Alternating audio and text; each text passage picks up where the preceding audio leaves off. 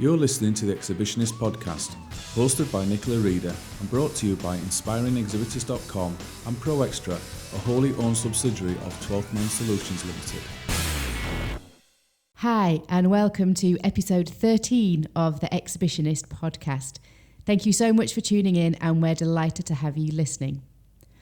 On today's show, we're going to be handing over to an interview we had with Lindsay Anvik very shortly. And Lindsay is CEO of See Endless. She's also a keynote speaker and travels the world helping Fortune 500 companies improve their business performance through a whole variety of tactics. And she had a great conversation with us about how businesses can extract more value and measure their ROI from trade shows. So that's a great chat that we're going to be handing over to very shortly. Before we get there, we'll just mention we're recording this on Saturday, the 5th of April. A little bit early for us to be recording this week, but we're actually heading off shortly to Birmingham. And we'll be running the live theatres at the National Convenience Show for the week down there. So to all of the presenters, all the visitors, all the exhibitors who are getting ready for a fantastic week in Birmingham, we can't wait to see you there. And we know you're going to deliver some brilliant new innovation, insight and products. If you're involved in the food and drink industry, it really is the place to be for the next week. What I just wanted to touch on today before we hand over to the interview was something that came up at a training session we were delivering this week with a great sales team who were getting ready for their industry show in just a couple of weeks.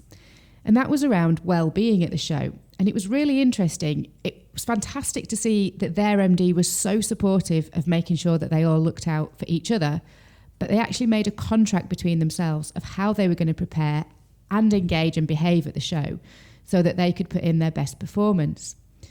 So the things that we were thinking about and talking about to the team were things like, in the days before the show, making sure you get plenty of sleep, plenty of water, and eating well.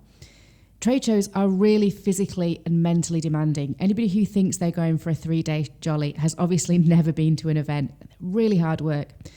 So say your show starts on a Monday and you're travelling down on a Sunday afternoon. If you've been out on a bender till 5 o'clock in the morning, slamming Red Bulls and vodkas and eating pizza and kebab, then it's probably not going to put you in the best physical state or frame of mind for meeting hundreds of visitors when doors open on Monday. So it's something to think about that maybe people never even consider. And then at the show itself, how do you make sure you're alert and engaged and keeping your energy levels high? Well, we'll always say, make sure you have at least 2 people on your stand. And that gives you the chance to really take a break, refresh, have a wander around, get a coffee, get a proper meal, not just a cereal bar, but actually take some time out to regroup, get your energy levels back up and head back to the stand. We actually had one delegate on the course this week who was talking about how they know their energy levels can drop a little bit and they know they need to take some time out from talking to strangers to just re-engage and reconnect with people that they know to get their energy levels back up. And it's really encouraging to see that kind of self-awareness and that reflection. So if you know you behave in a particular way at a show, whether you know you can sometimes peak too early or whether you get really tired in the afternoons, then just being aware of that and knowing what you might need to do to overcome it and be your best is really helpful. We were also talking about things like wearing really comfortable shoes, drinking plenty of water, if you need to take any kind of medication, making sure you have that on site, all those little things that will just all contribute to helping you have a better show. You and your business have invested so much time and money and energy into the planning stages of a show. If you get there and then physically just aren't in a fit state to commit, then surely it's just a waste of money. The other thing the team were talking about were drinks on the night time, which I've experienced many times in my career working for a brewer. Obviously, a lot of my team like to be out for a drink on a night time. There's absolutely no issue with that whatsoever. Trade shows are really hard and there's nothing better than chilling out with a cold beer at the end of the day, chatting, having a bit of banter with your colleagues and really reflecting on what did and didn't work for you. But again, staying out till 4 o'clock in the morning, going clubbing on your feet, dancing and only getting a couple of hours sleep maybe doesn't put you in the best state of mind for the next day. So you might think from this, I'm sounding a little bit preachy and telling adults how they should behave. And it's absolutely not that. How you want to behave at a trade show is entirely up to you. As with everything we do at ProExtra, I'm just here to hopefully give some inspiration. And these are some of the little things that never even get thought about. And actually, if you and your team come up with your rules and you include them in that, hopefully there's a better chance that they'll stick to them. So I think the point of this is remember the little things. They might help you perform better on the day, but make your own rules. Be inspired by how other people are delivering their shows and how you see their team behaving, and work those into yours and your team's contract of how you're going to deliver brilliantly at the show. So, well-being covered, let's get on to today's interview. As I said, we were speaking to Lindsay Anvik over in South Carolina, who is a mentor and business coach and delivers speeches all around the world to help businesses improve their performance.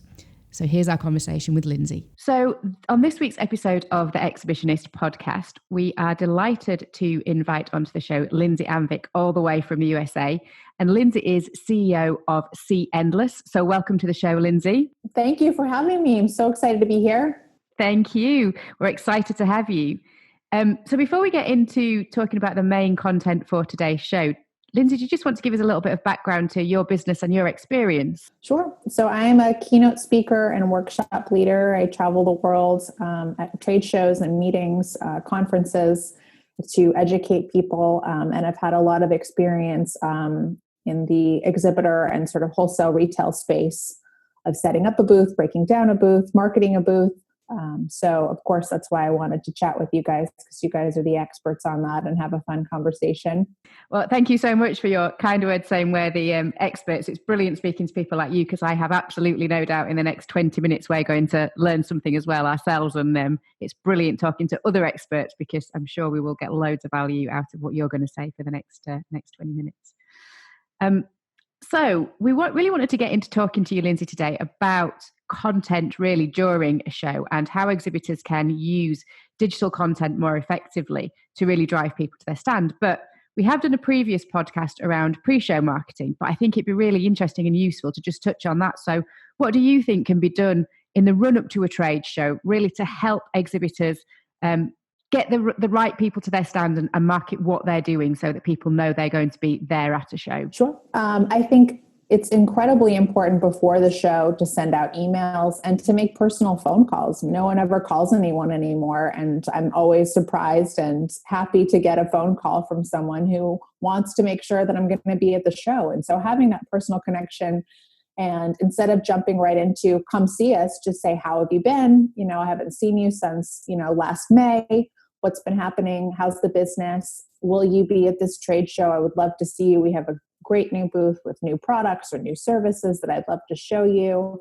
Can we set up an appointment? And just having more of a personal connection than doing a blast. Although I do agree that an email blast and putting it on social media is very important, but having a one-on-one connection with your clients is also sort of a lost art that I think should be refound and revisited. And before the show, I think that a lot of preparation can be done for content that can be pushed out during the show. We live in a very visual society. If you don't have beautiful marketing materials, interesting videos, sort of a wow factor with what you're putting on social media, it's going to get lost in the sauce and no one's going to really see it. So I think preparing ahead of time and taking really great photographs, figuring out your hashtags and content and things like that so that you can set it up to be scheduled to be pushed out. And then you could do some fun things during the show. But doing some real preparation beforehand with the right hashtags. And also while you're setting up, I think it's great to show the process. I think sometimes visitors don't really understand what it takes to set up a booth. And so doing a time-lapse video is always fun to watch, to see it go from a completely empty space to this incredible booth. And getting people sort of excited about what's to come. And you're there for a few days or longer with your neighbors. And I think that's also a huge opportunity to sort of say, let's share each other's, sort of booths on social media and talk about how we could work together or how we can promote each other, because you're across from the aisle from them anyway, or next to them. And you end up sort of chatting with them, of course, because when there's a slow time or before the show starts, you're always talking with them. So you may as well help each other and piggyback off each other's followers to gain more traction. Some really brilliant points in there, Lindsay. And one of the things I wanted to just pick up on was in terms of content before the show. So you talked about that personal engagement with customers and ringing them and chatting to them, which is fantastic. But also there being a need for kind of mass communications as well, or blast communications. And so often we see that content just being come and see us at stand H54 without any real engagement or any detail about why a visitor would benefit from visiting you or hearing what you've got to say. So what do you think makes really great pre-show marketing content that goes out to a lot of people? I think just saying "come see us" should be the very last line on the on the email. One video is great, or doing GIFs. Something that shows something fun about a product or a service of it in action is sort of a fun way to introduce what's happening. Showing a wide variety of what you have to offer, or what new things are, what reasons they have to come to see, whether it's new products or new services that they have to come check out.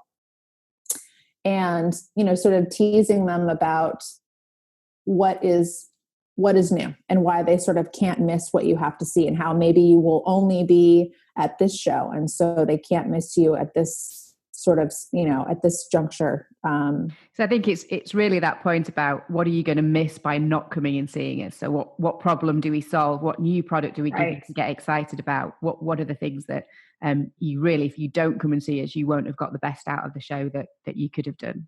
Yeah. And I think the other great thing to do if people aren't doing this already is to segment their email list, because whether it's a retail show or a service-based show, there are different customers in different sort of silos that may be focused on one type of product or one type of service line. And so maybe you send out different email blasts depending on sort of what track those people follow. And that way they're getting even more relevant content. So for a retailer visiting a wholesale booth, maybe someone who's focused more on hospital gift shops, they send out products that are related to that. If they have sort of a general men's sort of gift shop, retailer base, then they send them a different email to that to sort of say, this is what would be great for you guys. So trying to personalize the email experience so it doesn't just look like a mass email, I think is also another really beneficial way to have more effective marketing, because no one wants to get that random email that says, okay, come see us. It's like, we get 1 million of those before the trade show. Yeah, absolutely. I think we've all been bombarded with those before any event that we go to. And you just think, will you even know who I am if I come to your stand anyway? So we've talked a little bit there about pre-show marketing. And I think your point about build-up is brilliant in terms of sharing time-lapse videos, because people just don't understand everything that goes into putting that stand together. But now when you get to day one of the show and the doors have opened and visitors are flooding through, but you're thinking, I'm just not getting as many to my stand as I want. How do you use content and digital to get that audience that's already in the show hall, but not at your stand, to make a beeline and come and see you? I think it's important to follow the show and other major booths that are in the show to see what hashtags they're using, who they're tagging, and create content on the fly, whether it's a video on Instagram, something that's sort of moving to get their attention as a way to get people in the booth. And that way, maybe you're missing out. Maybe it's, hashtag, exhibit live, but the main hashtag is exhibit live 2019. And so because you're using the wrong hashtag or whatever it may be, you're not getting the kind of traction or getting people to look at as many things as you'd wish. Yeah, absolutely. And where have you seen that done really well? Can you give us any examples of all the trade shows that you've been to where you've seen some really great content getting pushed out during the show? I went to a Halloween expo, which is sort of the biggest Halloween store and costume expo in the world, which I thought was such a fun show to speak at. And the booths were really interesting and fun. And people got into it. Of course, they were wearing costumes, but they had really unique sort of use of props and were teasing people with videos and GIFs and, and also, sort of doing that across the aisle marketing where they were sort of having, one costume sort of battle another one across the booth to say, this is the fun aisle, come and see us. So I thought that was a very creative way to sort of get people to come see you, because then you sort of, both sides, whether you're a fan of one costume or another, or one prop or another, could catch your eye and want you to get there. And then both booths are posting. And so of course you sort of double the chances of someone seeing it and getting to your aisle. And I think the point there as well is about people being included. So as you say, you've got a preference for your favorite character or costume or prop or whatever. It's making people feel like they're part of your stand and part of your story rather than you just broadcasting to them what you're doing. Right. And I would, engage with customers also, utilize the people that come in and show them using your product or service. And, you've seen it already, but it's their first time experiencing it. So their reaction is often way more fun than you trying to sort of recreate that excitement, even though, of course, as whatever product and service it is, we're proud of it, but it's different than someone seeing it for the first time and, whatever it may be. So I think, capturing your customers and also giving your customers some content to share to their customers is also something that can be done before the trade show, but then shared with them at the trade show as a way to sort of get people excited, because anyone who may be following that account who's at the show will see, oh, wow, this person bought from them, or they're at this booth and they're finding this to be really exciting or interesting. So I would encourage collaborating with your booth visitors and having them be a part of your social media experience instead of it just being you and whoever's running the booth for a few days. Yeah, because I think that's the power of social media these days, that we forget sometimes that you've got your audience and we think in terms of just the followers we've got on Twitter or the connections we've got on LinkedIn, but it's actually who everybody else is connected to and tweeting to, and the power of amplifying your message through collaborating or giving other people reasons to share your content. Right. And I also think that who you hire to run your booth is a critical piece of being successful at a show. And I think too many times it's cavalier and they think they just need a body in the booth. And there's so many moving pieces aside from selling, being part of the social media experience, wanting to share, engaging, having fun, showing excitement and interest in whatever it is that you're selling is a huge piece of it. And if you have people that aren't bringing that personality and excitement to the table, you're missing out on an opportunity to market during the show. And just picking up on that, it's slightly off topic, but really interesting because we're talking a lot about digital here for a tactic which is actually a face-to-face tactic. So trade shows are very much about human contact and people. So what do you think does make a really great booth staffer? What do you want in terms of that person on the stand? What are the characteristics that they display? I think they just have to have a very distinct personality. You know what I mean? You don't want it to be just, someone who you could pass on the street and not want to stop to talk to. They have to have a smile on their face. They have to be engaging. They have to be a people person, and they have to be incredibly schooled on your product or service, because oftentimes this is also a sort of miss for, when hiring. And, I understand, if you're in a new city, it can be difficult to bring people. It's expensive. So you may sort of hire wherever you are, but not taking the time to get them prepared and also to encourage them to share on their social media, to encourage them to create content, and seeing how good they are maybe at those things. That should probably be one of your interview questions. Can you create video? What does your social media look like?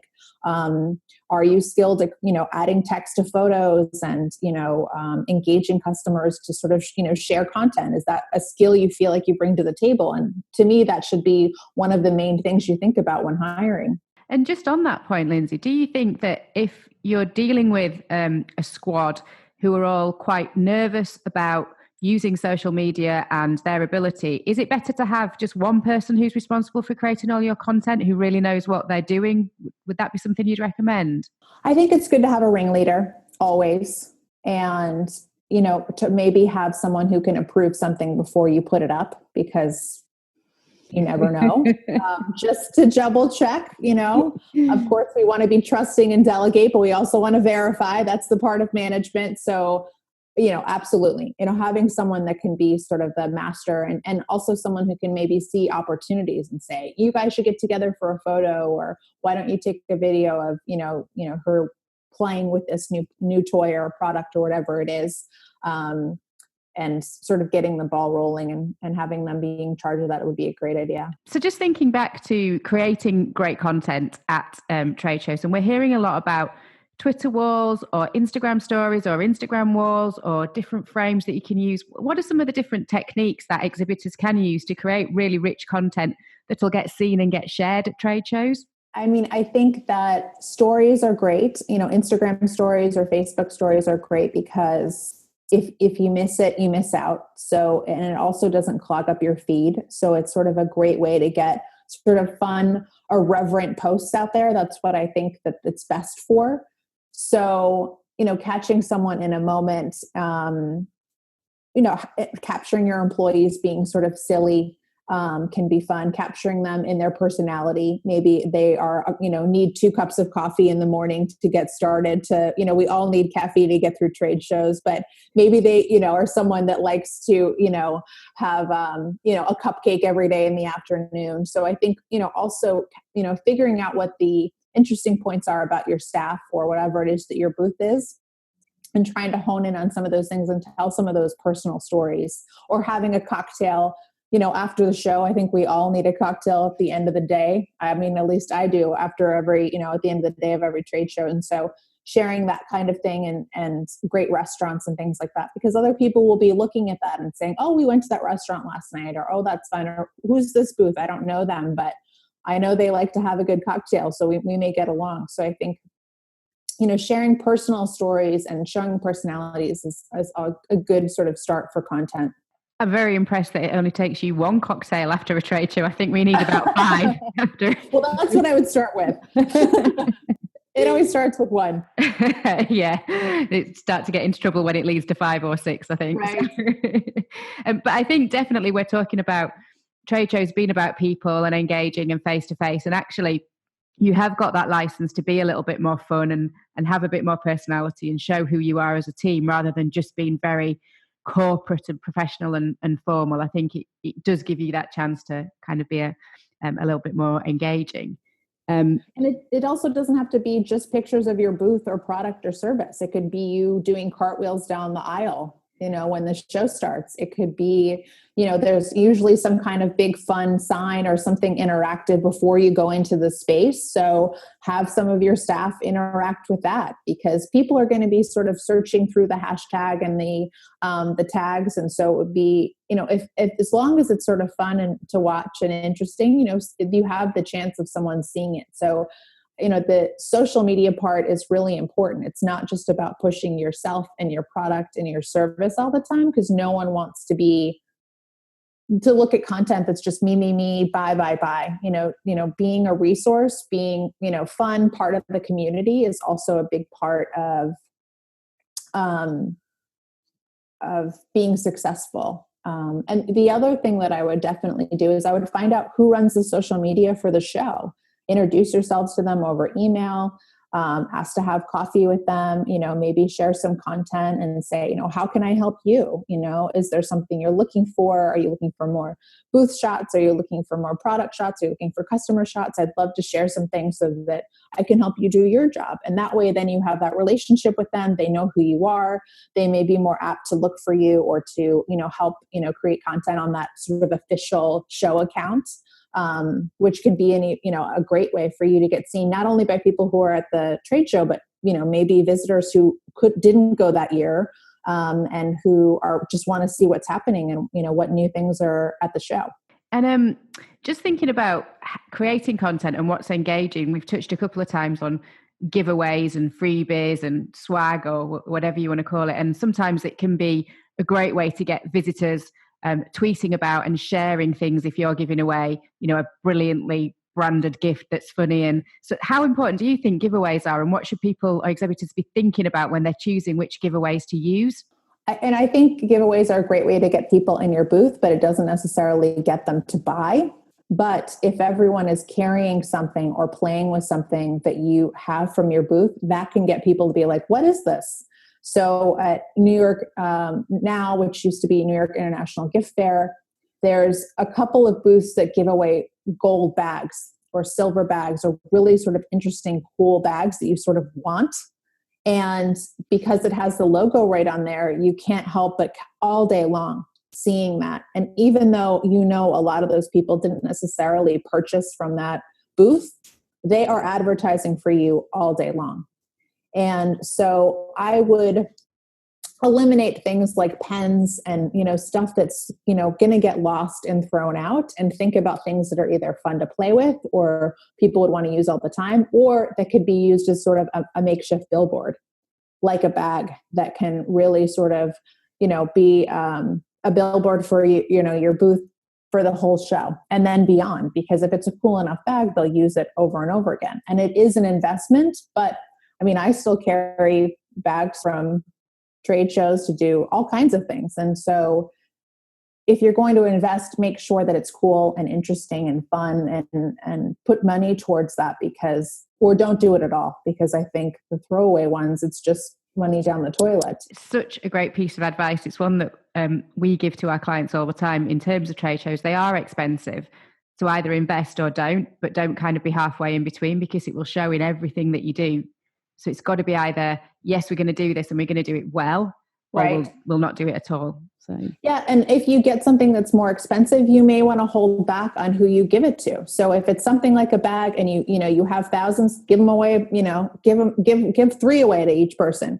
But if it's, something that you've invested in and it's more expensive, I would hold back to see maybe only people that place an order, or only people that have sort of been in the booth for a while, that you then sort of, give the product to.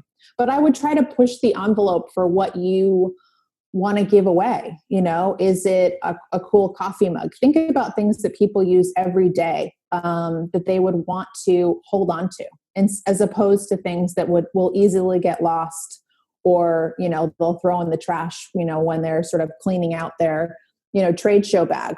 It's funny, I wish our listeners could actually see, as we're video conferencing to Lindsay at the moment, but Steve and I are sat in the UK just nodding our heads vigorously at everything Lindsay's saying, yes, exactly, that's what we try and help people understand, because it is just, holding some of those giveaways back, not feeling you've got to give everything to everybody. Give them something of high quality, but only those prospects that you think have got a really good chance of going on and doing business with you. Otherwise, it's just wasted money. So, of course, there was a booth where he had wallets made out of recycled material, and they had sort of different themes. They were very cool. It's called Mighty Wallets. And his marketing materials, like his brochure, was a sort of wallet that he made up, that, and he didn't have a lot of them. So, he had enough, a couple hundred, but, he wasn't giving it away to every single person. I still have it. It's such a great sort of piece of marketing materials, and interesting.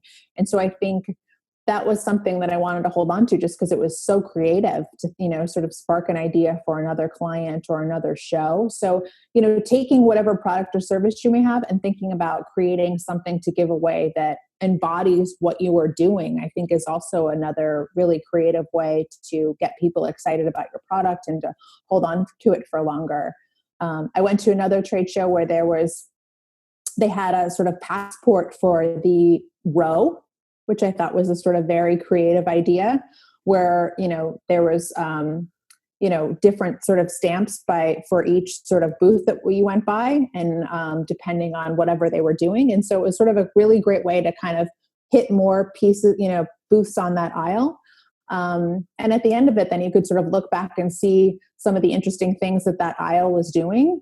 Of course, that's a very collaborative effort, and it would take quite a bit of planning and someone to be the ringleader, but it also got me to spend more time in that aisle, because I was very intrigued by this whole process. Yeah, we saw a very similar idea at Confex this week in London, where as we went in, we were given a passport, and there were a number of exhibitors who were in there offering different deals. So, for example, there was one of the hotel groups, and they were offering 2 nights accommodation in London. So you went to their stand, you got scanned, your badge got scanned, and there was a number a chip on the back of your passport, so they could link it up, and you knew that which stand you'd been to, and then you were entered into their competitions. And obviously that had been pulled together by the organisers, but quite a creative way for those businesses that thought, we're going to use this to really drive some more traffic. And when you've got a nice, attractive prize to give away, like 2 nights free in a hotel, right, it's really worth doing. So those kind of ideas, I think, are starting to creep in and are quite interesting for exhibitors to get involved in.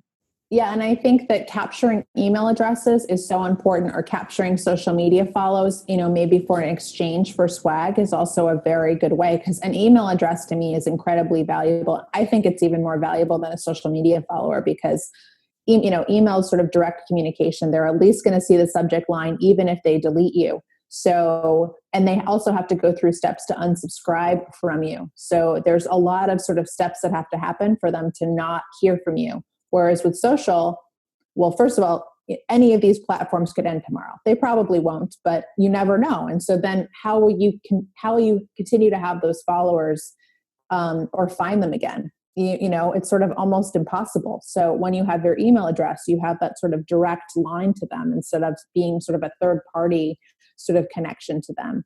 So I think it's also useful, like you said, scan the badge, get their email address, have them follow you on social media as a way to sort of grease the wheels, build your list, so that you have more of an opportunity after the show and then before the next show to get them in your booth, get them to order.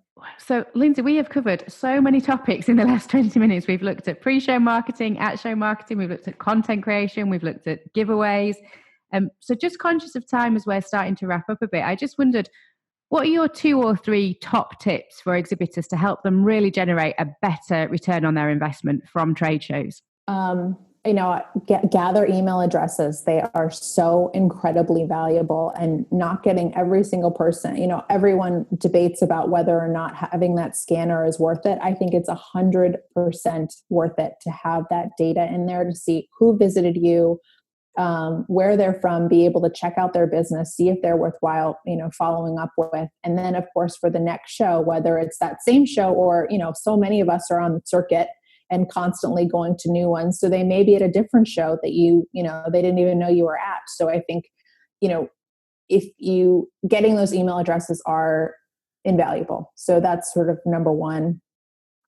Number 2, I think hiring staff and training them to think about how they're going to engage with customers and capture content during the show is important. So say, hey, maybe when someone's interacting with this new product, or get a testimonial from them, or get them to sort of share a picture, in exchange for swag or something like that, maybe is an important part of the hiring process, an important part of sort of the booth process, because it's no longer just about selling. It's also about marketing while you're there.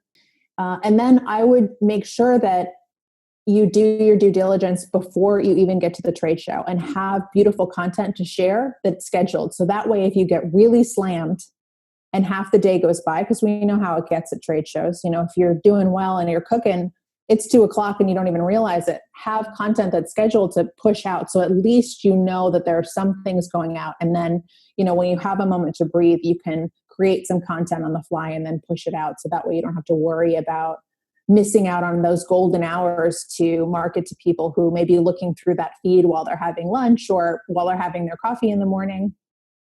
And also, the last one I'll say is make sure that you connect with event organizers and whoever's doing the social media at the show. Having a relationship with those people is invaluable, because it helps them know who you are. It helps them want to help you out. And they often don't stay there forever. So they may go to a different show where they could also be of use to you, and, make that connection where you want to help them, give more than you take, and ask them what you can do to sort of help them with their job, as opposed to saying, hey, can you put my booth on the main feed? Ask them what they need from you and become a resource. And I promise they'll come back to you again and again if you have good content. Brilliant. So I will just recap on Lindsay's top tips there, because they were definitely worth capturing. So the 4 things that our expert today is advocating you do if you're an exhibitor is 1, to schedule brilliant content before the show, so that that there's definitely stories and news going out about you during the trade show for when you're busy. Make friends and build relationships with event organizers and those who are looking after the show's own social media, so that you can give them what they need and they're going to share it on your behalf. Recruit and train really great staff who understand your proposition and can definitely engage with customers on your behalf. And finally, collect those email addresses and make sure you've got all the contact details And even more importantly, make sure you actually do something with those email addresses once you've got them. They are of no use to you unless you actually follow up and make a contact with somebody. So true. They're just collecting dust. They're potential money just sitting in an Excel spreadsheet. Put them to good use. Absolutely. They are there to earn money for you. So, Lindsay, it's been an absolute pleasure talking to you. We've got so much out of that, and I know our listeners will have got a huge amount out of it. If anybody does want to get in touch with you on the back of this, how and where can they find you? They can find me at cendless.com. So SCE as in sort of C vision and then endless.com, or they can follow me on Twitter, Lindsay Anvik. That's my Twitter handle. Brilliant. And if anybody missed that, do by all means get in touch with us and we can pass Lindsay's details on. So where are you off to next, Lindsay, in your exciting travels around the world's trade shows? I am leaving on Saturday for Las Vegas to go to a toy show. So I feel like I'm so excited to go and see the new toys and play with the games. I'm going to game night. I can't wait. So I think it'll be a great, great show. Wow, I will definitely be following you next week to see what the new toy of 2019 is going to be. I know. I can't wait to see. So thank you so much. Hope you have a brilliant rest of the day and enjoy your time at the toy show next week. Thank you. So another great conversation with Lindsay there, and hopefully you got lots of value out of that for planning your next trade show. If you're still not sure how ProExtra can help you, then there's a video we've just posted on the www.inspiringexhibitors.com website that tells you a little more about the things that we're involved in, the services we offer, and how you might benefit from them. So pop over to the website and have a look and see if you want to get in touch with us to help you troubleshoot your trade show problems. Coming up in a couple of weeks on the podcast, we're talking to Stefan Appleby, who is a trade consultant at Hanover Communications, which is a PR agency. And we're talking to him about how trade shows can be used as part of an integrated communications campaign. And I have to say, I cannot wait for this episode to drop. It took us about an hour to record half an hour's footage because it was just so funny. We just did not stop laughing. We cover torpedoes, we cover boat shows.